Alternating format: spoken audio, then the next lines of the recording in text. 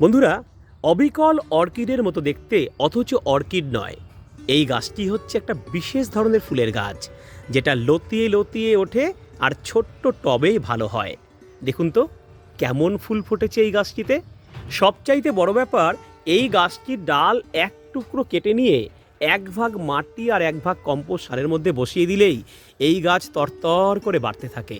প্রয়োজন সামান্য একটু সূর্যালোক, আর প্রয়োজন সামান্য একটু জৈব সার। এই গাছ আপনার ছাদ বাগান তথা আপনার বাড়ির উঠান অথবা আপনার ব্যালকনি অথবা আপনার বাড়ির প্রবেশদ্বারের এক অমূল্য সম্পদ।